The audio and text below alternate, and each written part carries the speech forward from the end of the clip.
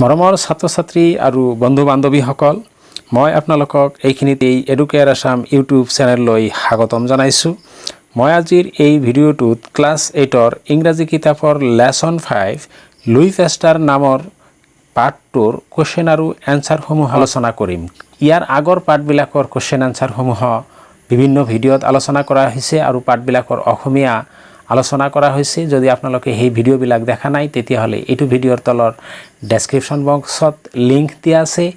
নাইবা আপোনালোকে প্লেলিষ্টত গৈ ক্লাছ 8ৰ পৰা বাকী পাৰ্টবিলাকৰ কুৱেশ্যন আনচাৰ আৰু অসমীয়া আলোচনাখিনি চাই ল'ব পাৰে। আজি আৰম্ভ কৰিছোঁ তেতিয়াহ'লে এই পাৰ্টৰ কুৱেশ্যন আনচাৰ। 1 নম্বৰত দিয়া আছে এনচাৰ দ্য ফলোয়িং কুৱেশ্যনছ, তলত দিয়া প্ৰশ্নবিলাকৰ উত্তৰ দিয়া টু চেক ইয়ৰ আণ্ডাৰষ্টেণ্ডিং। তুমি কিমান দূৰ বুজি পাইছা সেইটো চেক বা পৰীক্ষা কৰিবলৈ তলৰ প্ৰশ্নবিলাকৰ উত্তৰ দিয়া। এই নম্বৰত হোৱাট হেপেণ্ড ওৱান ডে, এদিনাখন কি ঘটিছিল while Louis Pasteur was playing with his friends, যেতিয়া লুই পেষ্টাৰে তেওঁৰ বন্ধুবিলাকৰ লগত খেলি আছিল। এনচাৰ ওৱান ডে, এদিনাখন while Louis Pasteur was playing, যেতিয়া লুই পেষ্টাৰে খেলি আছিল উইথ হিজ ফ্ৰেণ্ডছ, তেওঁৰ বন্ধুবিলাকৰ লগত, হি ছ এ মেন, তেওঁ দেখিছিল এজন মানুহ ৰানিং টুৱাৰ্ডছ হিম, তেওঁৰ ফালে দৌৰি অহা। দ্য মেন ৱাজ ভেৰি ফ্ৰাইটেণ্ড, আৰু মানুহজন বৰকৈ ভয় খাইছিল। অৰ্থাৎ তেওঁ যেতিয়া বন্ধুসকলৰ লগত খেলি আছিল তেতিয়া তেওঁৰ ফালে এজন মানুহ দৌৰি অহা তেওঁ দেখিছিল, মানুহজনে বৰ ভয় খাইছিল। বি নম্বৰত দিয়া আছে what does rabies cause in human beings, rabies বা জলাতংক বেমাৰে মানুহৰ শৰীৰত কি ধৰণৰ প্ৰতিক্ৰিয়াৰ সৃষ্টি কৰে। Answer rabies causes inflammation of the brain in human body, জলাতংক বেমাৰে মানুহৰ ব্ৰেইনত জ্বলনৰ সৃষ্টি কৰে। Animals with rabies go mad and die, জীৱ জন্তুৰ জলাতংক বেমাৰ হ'লে পাগল হয় আৰু মৰি যায়। চি নম্বৰ হোৱাট এক্সপেৰিমেণ্ট, কি পৰীক্ষা ডিড পেষ্টাৰ কণ্ডাক্ট, পেষ্টাৰে কৰিছিল অন ৰেবিটছ, শহাপহুৰ ওপৰত। অৰ্থাৎ শহাপহুৰ ওপৰত লুই পেষ্টাৰে কি পৰীক্ষা চলাইছিল। Answer Louis Pasteur treated the ailing rabbits, Louis পেষ্টাৰে সেই বেমাৰী শহাপহুবিলাকক ট্ৰিটমেণ্ট কৰিছিল by injecting them with the same virus, সেইবিলাকক ইনজেকশ্যন দি একে ভাইৰাছ দি পেলাই, and succeeded in curing them, আৰু সেইবিলাক ভাল হোৱাৰ ক্ষেত্ৰত সফল হৈছিল। D number question who was Pasteur's first human patient, কোন আছিল লুই পেষ্টাৰৰ প্ৰথম মানৱ ৰোগী। ৱাজ হিজ ট্ৰিটমেণ্ট ছাকচেছফুল, তেওঁৰ চিকিৎসা সফল হৈছিলনে। Answer Louis Pasteur's first human patient was a school boy, Louis পেষ্টাৰৰ প্ৰথম মানৱ ৰোগী আছিল এজন স্কুলীয়া ল'ৰা। Who was bitten by a mad dog, যিজনক এটা পগলা কুকুৰে কামুৰিছিল। His treatment on the boy was successful, সেই ল'ৰাজনক যি চিকিৎসা কৰিছিল তাত লুই পেষ্টাৰে সফল হৈছিল। E number question where and when did the French government establish the Pasteur Institute, ক'ত আৰু কেতিয়া ফ্ৰেঞ্চ চৰকাৰে পেষ্টাৰ ইনষ্টিটিউট স্থাপন কৰিছিল। What is it famous for, আৰু এইটো কিহৰ কাৰণে বিখ্যাত। এনচাৰ ইন 1888, 1888 চনত দ্য ফ্ৰেঞ্চ গভৰ্ণমেণ্ট, ফ্ৰান্স চৰকাৰে ইষ্টেব্লিছড স্থাপন কৰিছিল the Pasteur's Institute, Pasteur Institute in Paris, ফ্ৰান্সৰ ৰাজধানী পেৰিছত 1888 চনত পেষ্টাৰ ইনষ্টিটিউট স্থাপন কৰিছিল। It is famous for biology, ই জীৱবিদ্যা, মাইক্ৰ' অৰ্গেনিজিম, অণুজীৱ, ডিজিজ, বেমাৰ এণ্ড ভেকচিন আৰু প্ৰতিষেধকৰ কাৰণে ই বিখ্যাত। মৰমৰ ছাত্ৰ ছাত্ৰীসকল, মই কেইটামান এডিশ্যনেল কুৱেশ্যনো ইয়াৰ লগত আলোচনা কৰিছোঁ। Number 1, who was Louis Pasteur? Louis Pasteur কোন আছিল? Louis Pasteur was a scientist. He invented the medicine to be cured from rabies. Louis Pasteur আছিল এজন বিজ্ঞানী। তেওঁ জলাতংক বেমাৰ আৰোগ্যৰ ঔষধ আৱিষ্কাৰ কৰিছিল। 2 number, from হোৱেৰ Louis Pasteur was? Louis পেষ্টাৰৰ ঘৰ ক'ত আছিল? Answer, Louis Pasteur was from এবউইছ, a small town from France. Louis Pasteur আছিল ফ্ৰান্সৰ এবউইছ চহৰৰ বাসিন্দা। 3 number, what is rabies? Rabies বা জলাতংক কি? Rabies is a viral disease. জলাতংক এক প্ৰকাৰ বিষাক্ত বীজাণুৰ পৰা হোৱা বেমাৰ that causes inflammation of brain of human and other mammals, যি বেমাৰে মানুহ আৰু আন স্তন্যপায়ী প্ৰাণীৰ দেহত জ্বলনৰ সৃষ্টি কৰে। 4 number, what happens when an animal bites a human with rabies? জলাতংক হোৱা কোনো প্ৰাণীয়ে যদি মানুহক কামুৰি দিয়ে তেতিয়াহ'লে কি হয়? Answer, when an animal bites a human with rabies, যদি এটা প্ৰাণীয়ে এজন মানুহক কামুৰে আৰু যদি তাৰ জলাতংক বেমাৰ থাকে, he goes mad and die, তেতিয়া সি পাগল হয় আৰু মৰি যায়। 5 number, why was Louis Pasteur famous for?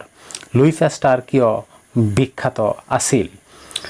Answer, Louis Pasteur was famous. Louis Pasteur বিখ্যাত আছিল বিকজ, কাৰণ he found a cure for rabies, তেওঁ জলাতংক বেমাৰৰ আৰোগ্যৰ ঔষধ আৱিষ্কাৰ কৰিছিল আৰু যিটো one of the deadliest disease of 19th and 20th century, যিটো 19 আৰু 20 শতিকাৰ আটাইতকৈ মাৰাত্মক বেমাৰ আছিল। মৰমৰ ছাত্ৰ ছাত্ৰীসকল, মই আহিছোঁ 2 নম্বৰলৈ। 2 নম্বৰত দিয়া আছে, you must have been noticed, তুমি নিশ্চয় লক্ষ্য কৰিছা, ডেট যে the lesson has many words, পাঠটোত বহুত শব্দ আছে ৰিলেটেড টু ডিজিজেছ, বেমাৰৰ লগত সম্পৰ্কযুক্ত। ৰিড দ্য লেচন কেয়াৰফুলি, পাঠটো খুব সাৱধানেৰে পঢ়া, and note down all this words in the word web below, আৰু সেই শব্দবিলাক তলৰ ৱাৰ্ড ৱেভত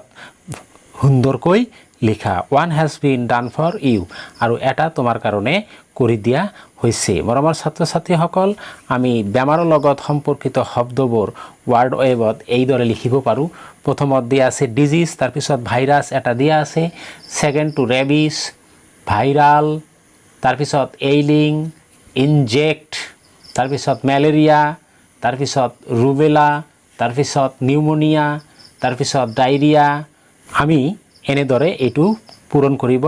পাৰোঁ। মৰমৰ ছাত্ৰ ছাত্ৰীসকল, আহিছোঁ মই 3 নম্বৰলৈ। হিয়াৰ আৰ 5 ফ্ৰেণ্ডছ, ইয়াত 5জন বন্ধু শ্বেয়াৰিং, ভাগ বতৰা কৰি আছে ইনফৰমেশ্যন, তথ্য পাতি এবাউট ডিজিজেছ, বেমাৰৰ বিষয়ে।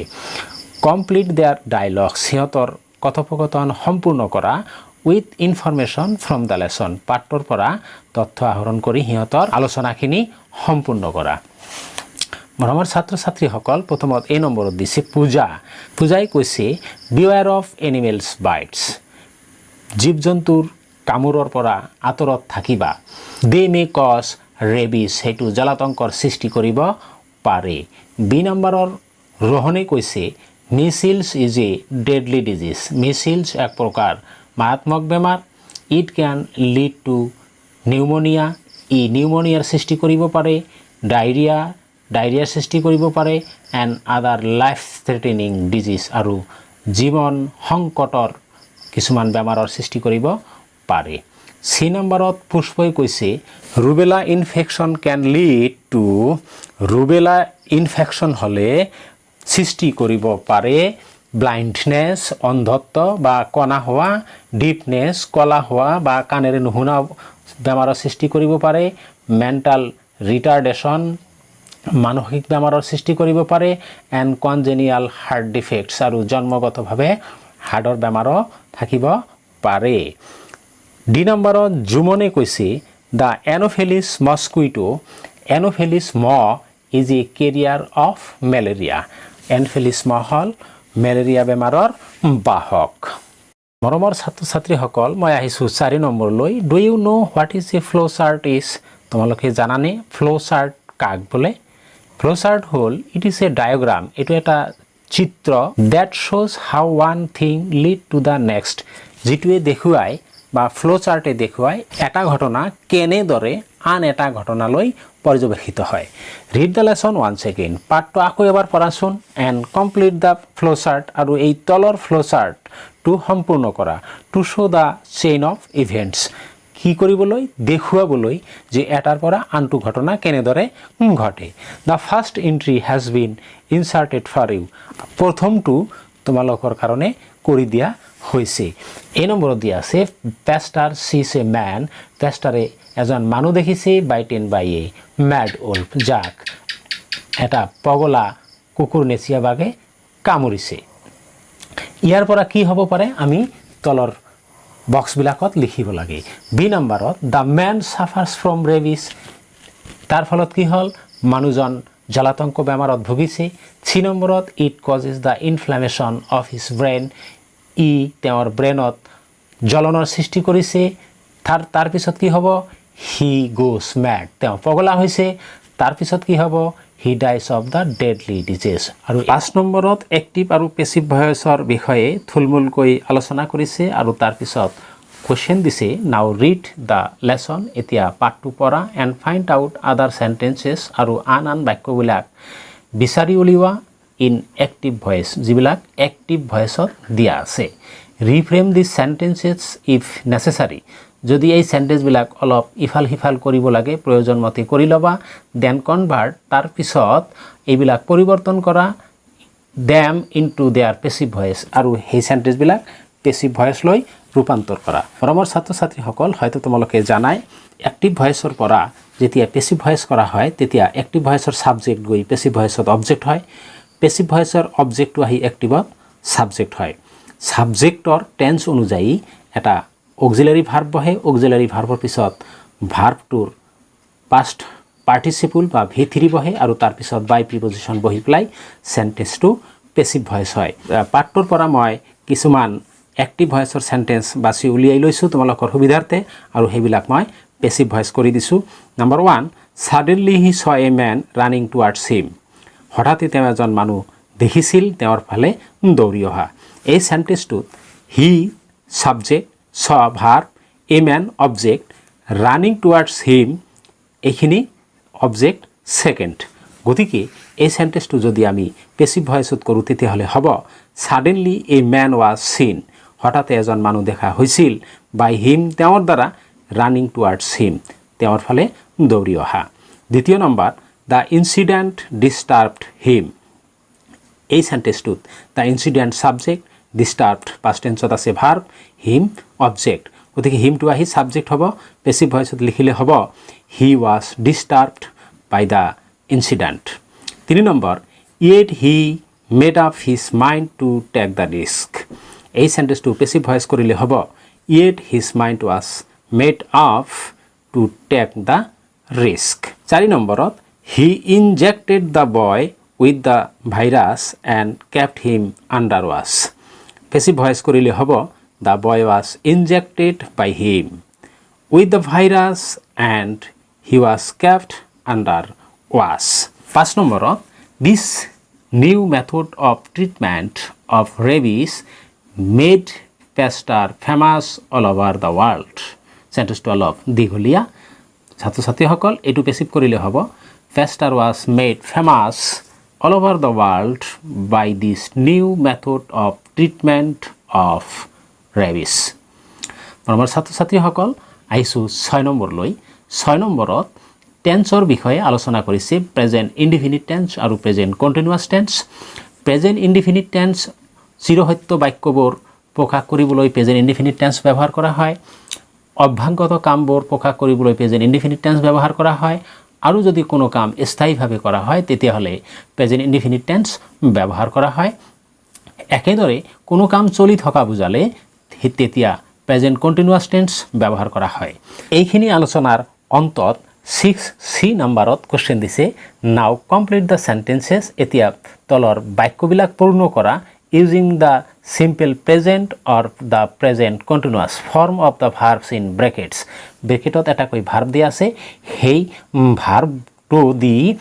তলৰ বাক্যবিলাক প্ৰেজেন্ট ইনডিফিনিট নাইবা প্ৰেজেন্ট কন্টিনিউয়াস টেন্সত শুদ্ধ ফৰ্মত লিখিব লাগে আমি যদি প্ৰথম সেন্টেন্সটো লিখো তেতিয়াহলে we dash football in the afternoon ব্ৰেকেটত দিছে প্লে অৰ্থাৎ আমি আবেলি ফুটবল খেলো এইটো এটা অভ্যাসগত কাম গতিকে এই সেন্টেন্সটো হ'ব we play football in the afternoon second sentence the sun dash in the east rise সূৰ্য সদায় পূবফালে উদয় হয় এইটো এটা ইউনিভাৰ্সেল ট্ৰুথ বা চিৰসত্য ঘটনা গতিকে এইটো প্ৰেজেন্ট ইনডিফিনিট টেন্সত হ'ব the sun rises in the east 3 number don't make a noise the baby dash ব্ৰেকেটত দিয়া আছে স্লিপ গণ্ডগোল নকৰিবা বা হৈছই নকৰিবা দ্য বেবি ইজ স্লিপিং এইটো প্ৰেজেন্ট কন্টিনিউয়াস টেন্স হ'ব আমাৰ এটা নিয়ম আছে যে ইম্পেৰেটিভ সেন্টেন্সৰ পিছত প্ৰেজেন্ট কন্টিনিউয়াস টেন্স হয় অৰ্থাৎ ডোন্ট মেক এ নইজ এইখিনি ইম্পেৰেটিভ সেন্টেন্স আৰু ইয়াৰ পিছত আমি প্ৰেজেন্ট কন্টিনিউয়াস টেন্সত লিখিব লাগে 4 নম্বৰত someone dash at the door can you hear it ব্ৰেকেটত দিয়া আছে নক সামওয়ান কোনোবাই দৰজাত ঠুকুৰিছে তুমি হেতু শুনা পাইছানে যেহেতু এটা অংশ প্ৰেজেন্ট ইনডিফিনিট টেন্সত দিয়া আছে পিছৰ অংশটো গতিকে আমাৰ প্ৰথম অংশটো প্ৰেজেন্ট কন্টিনিউয়াস টেন্সত লিখিব লাগিব গতিকে এইটোৰ উত্তৰ হ'ব someone is knocking at the door can you hear it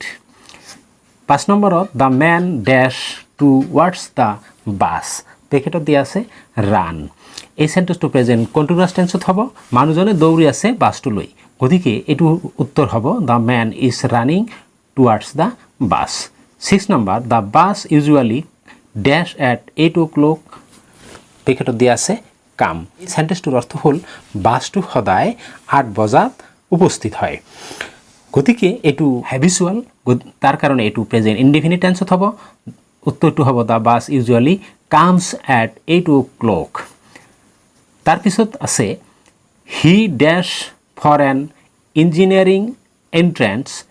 examination ব্ৰেকেটত দিয়া আছে প্ৰিপেয়াৰ তেওঁ ইঞ্জিনিয়াৰিং এন্ট্ৰেন্স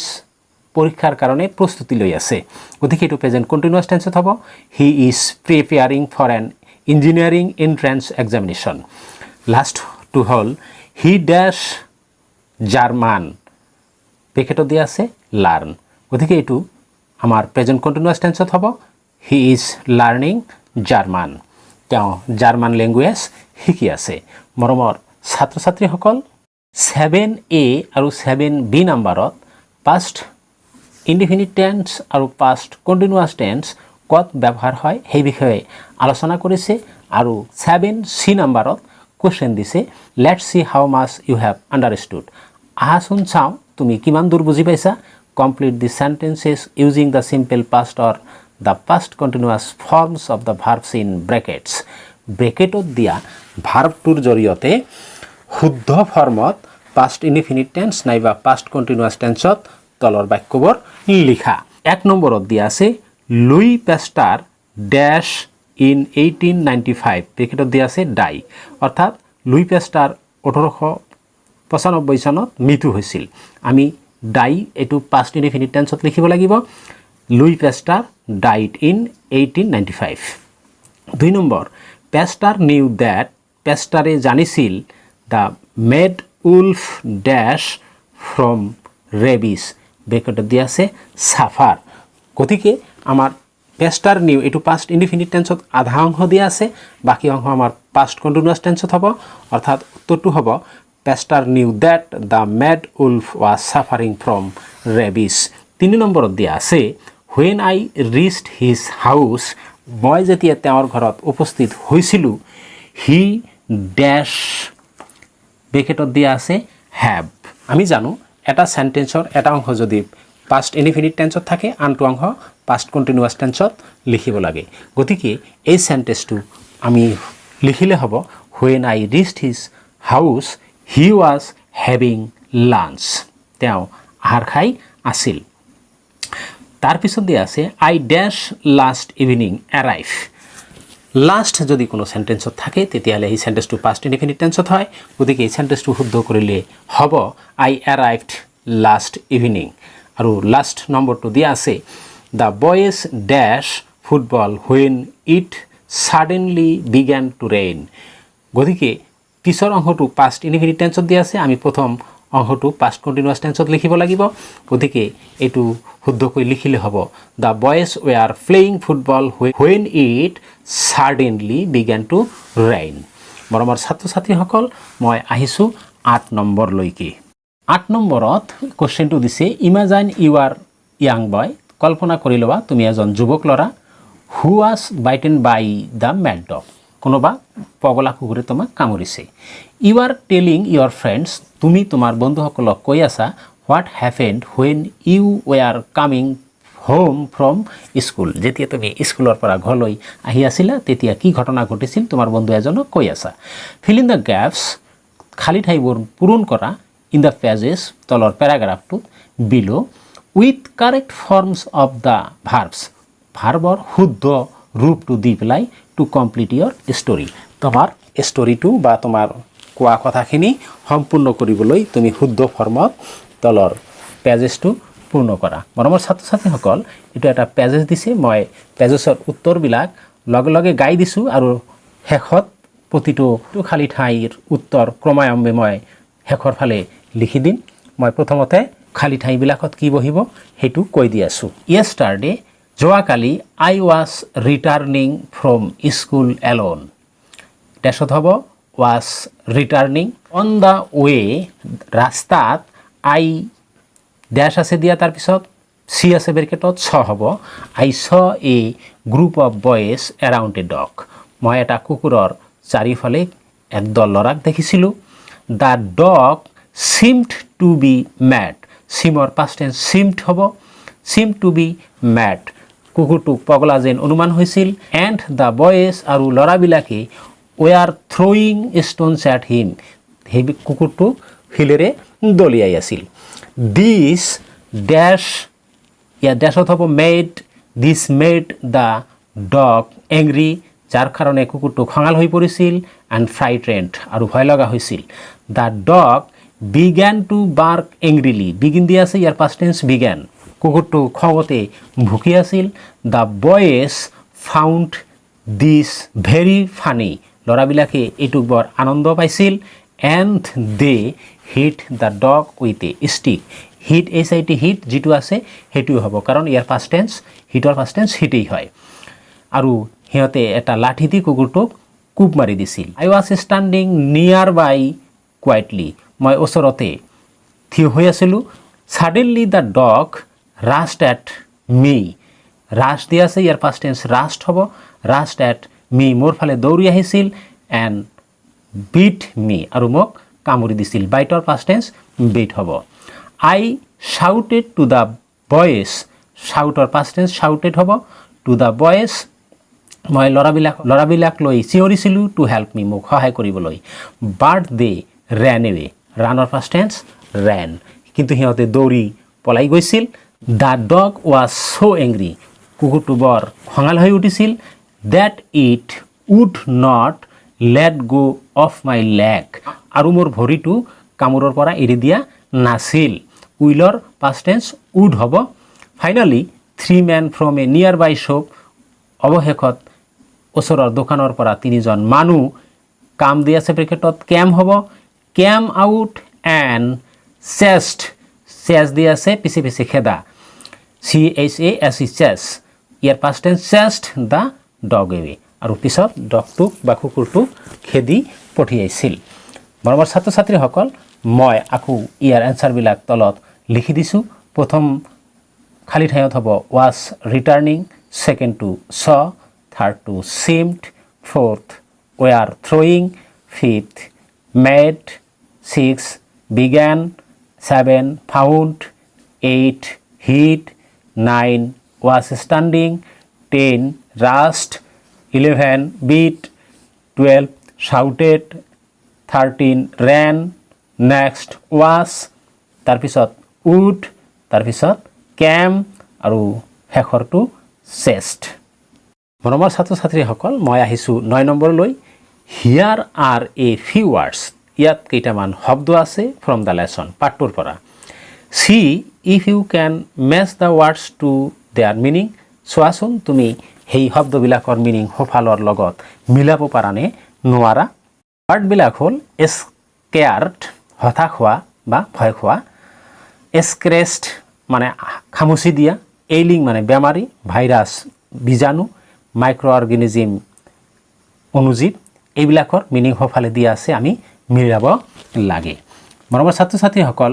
স্কেয়াৰ্ডৰ লগত মিলিব টু বি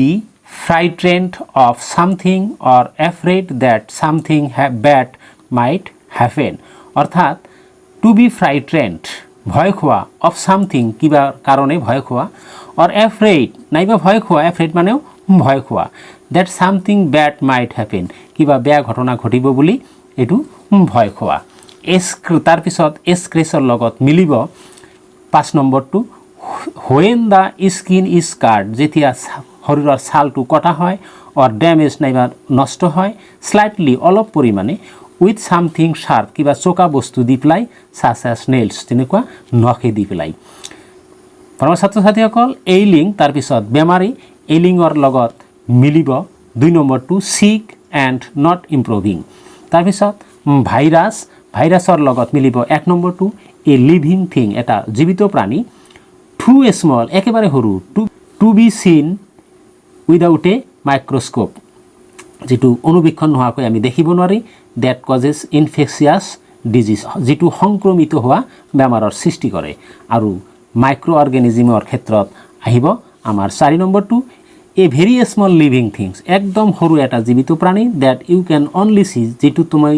মাত্ৰ দেখিব পাৰা আণ্ডাৰ এ মাইক্ৰস্কোপ অনুবীক্ষণ যন্ত্ৰ দিহে মৰমৰ ছাত্ৰ ছাত্ৰীসকল আহিছোঁ 10 নম্বৰলৈ 10 নম্বৰত দিয়া আছে look at the pictures given below তলৰ ছবিবোৰলৈ চোৱা write sentences in the box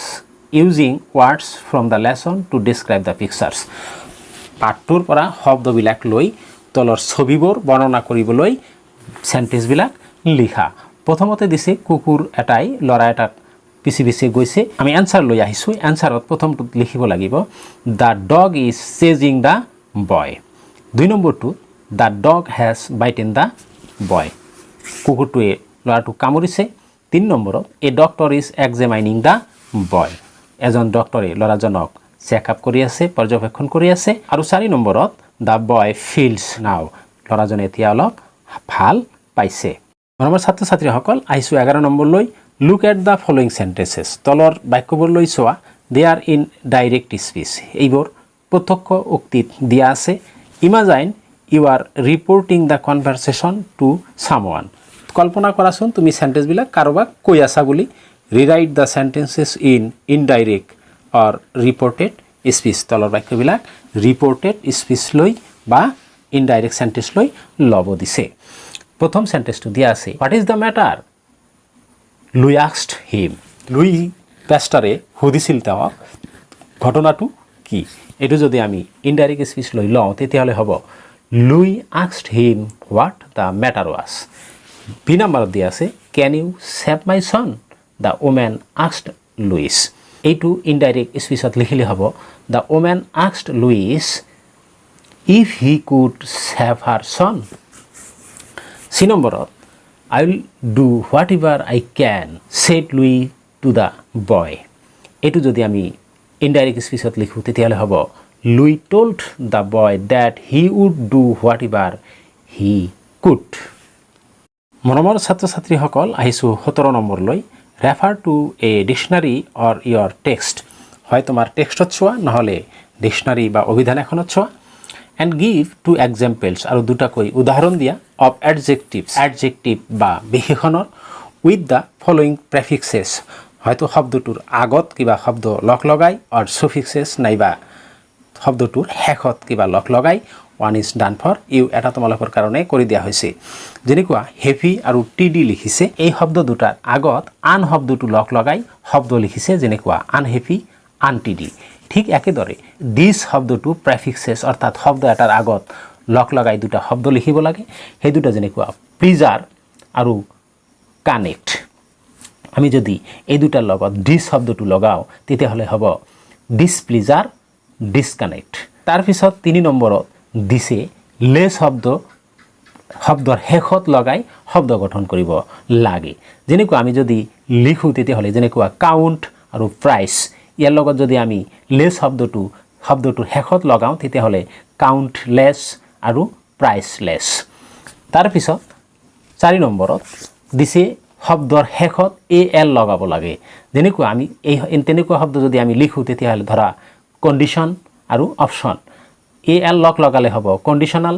আৰু অপশ্যনৰ লগত AL লগালে হ'ব অপশ্যনাল। ঠিক একেদৰে FUL ফুল শব্দৰ শেষত বহুৱাই পেলাই শব্দ বনাব দিছে। যেনেকুৱা আমি যদি তেনেকুৱা শব্দ লিখোঁ তেতিয়াহ'লে যেনেকুৱা ফেঞ্চি, কেয়াৰ, আমি লিখিব পাৰোঁ ফেঞ্চিফুল, কেয়াৰফুল। শব্দৰ শেষত আমি ফুল শব্দটো লগাইছোঁ। তাৰপিছত OUS শব্দৰ শেষত লগাব দিছে, লগাই পেলাই শব্দ বনাব দিছে। যেনেকুৱা ডেঞ্জাৰ আৰু প্ৰস্পাৰ, ইয়াৰ লগত যদি আমি OUS